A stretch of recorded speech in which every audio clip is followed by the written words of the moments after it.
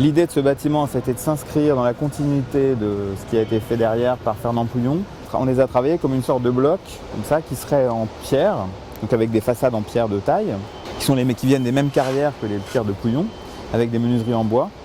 Donc toute la partie supérieure les façades est en structure bois, ainsi que les toitures, les couvertures sont aussi en bois.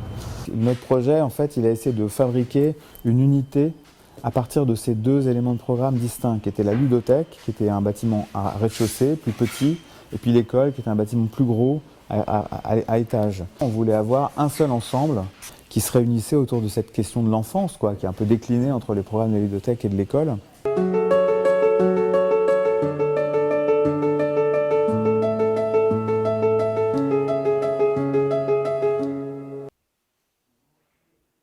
Voilà, ici on est dans le hall, donc c'est là que les enfants arrivent. Et donc là on voit la salle de regroupement qui fait office de préau et intérieur, donc qui fait une sorte de tampon entre la cour et puis l'entrée, qui donne sur l'espace de restaurant scolaire, et puis l'école qui se déploie dans deux directions. Ici où on a les petits avec les salles de sieste qui sont au rez-de-chaussée sur la cour, et puis ici le long d'un grand escalier là qui se déploie en deux, qui amène d'un côté au centre de loisirs et puis de l'autre côté à la partie supérieure de l'école avec les classes.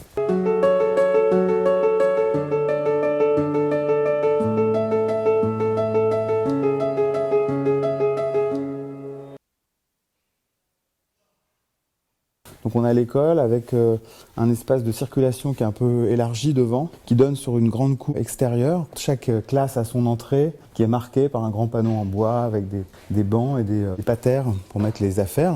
Quand on rentre dans les salles, on voit qu'elles ont une grande fenêtre en longueur qui donne sur l'extérieur avec des garde-corps qui permettent d'éviter de tomber. Ces ouvrants de ventilation nocturne, donc ils sont associés à des claustras qui permettent de sécuriser la nuit, donc de laisser ouvert pendant la nuit. L'école va accueillir 180 enfants. Il y a 6 classes de 30 élèves potentiellement. Dans le programme, il était demandé de prévoir la possibilité d'une extension de 2 classes supplémentaires. Donc il fallait imaginer un espace d'extension possible de cette école. Donc on a fabriqué cette terrasse haute comme un espace possible pour rajouter des classes. Ce jeu de toiture qui nous permet de liaisonner les bâtiments entre eux et de donner à lire non pas 2 bâtiments mais un seul ensemble coupé en 2, il nous permet aussi de fabriquer des espaces très variés, donc avec des hauteurs de plafond très différentes. Ici, on est dans un des espaces qui a le plus de hauteur sous plafond à l'étage, qui est la salle de motricité, dans laquelle les enfants vont faire des activités physiques. Dans cette pièce, ici, c'est une grande fenêtre qui donne sur une façade ouest, donc c'est une façade qui va être exposée au soleil.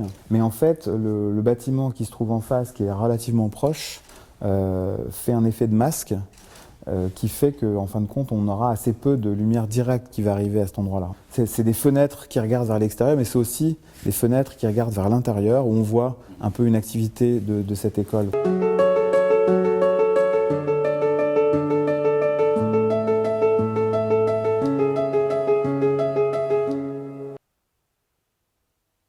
Il y avait un programme avec plusieurs pièces, plusieurs salles, et il y en a une qu'on a choisi d'associer avec la circulation pour éviter d'avoir un couloir qui dessert des salles de part et d'autre. Mais là finalement, la circulation, le couloir du centre devient une pièce en elle-même et qui va être associée avec un grand mur de placards dans lequel on a installé des choses pour que les enfants puissent jouer, ranger leurs jouets, etc., des activités, et qui s'ouvre donc sur l'intérieur de la cour de l'école et sur la ludothèque. Ici, on voit bien le rapport qu'il y a entre une façade en pierre et puis une façade en bois sur la cour qui est, elle, hyper ouverte et qui favorise une grande transparence sur l'intérieur et sur le jardin.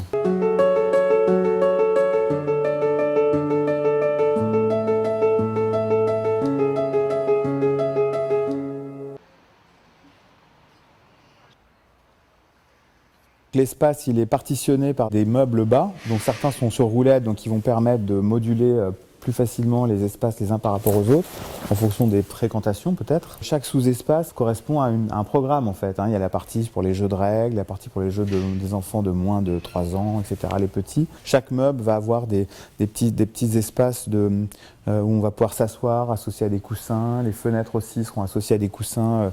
Ce sera des espèces de petites cabanes à chaque fois dans lesquelles il y aura des mini-espaces dans le mobilier quelque part, qui permettent de s'approprier comme ça ce lieu tout en faisant partie d'une grande unité comme ça qui s'ouvre pleinement sur le patio de la ludothèque. La façade ici, c'est une façade avec des éléments brise-soleil en bois qui permettent de limiter les apports de lumière directe du sud, donc qui permettent de faire en sorte qu'il n'y ait pas trop de surchauffe avec ces grands murs rideaux. Celui-ci, il est orienté au nord et l'autre, il est orienté plus à l'ouest, donc il est associé à ces brise-soleil. Et puis ensuite, donc dans la façade, on a des ouvrants de ventilation qui permettent de faire circuler l'air en été et d'éviter d'avoir des surchauffes à l'intérieur. Et parallèlement à ça, on a un système de ventilation très exigeant, avec des taux de renouvellement d'air très forts. Ça, c'est la partie qui est dédiée aux enfants, aux très jeunes enfants, aux bébés, aux tout petits. Donc ici, on a un décaissement du sol pour marquer cet espace. Et puis, la fosse, comme ça, va être habillée avec des tapis de sol assez épais qui sont souples, quoi. Et qui vont faire d'ici une espèce de jeu sécurisé pour les enfants, pour les bébés, quoi, dans les bibliothèques. Parce qu'ici, on va de 0 à, je sais pas moi, 18 ans, quoi, peut-être. 25 ans, 77 ans pour Tintin.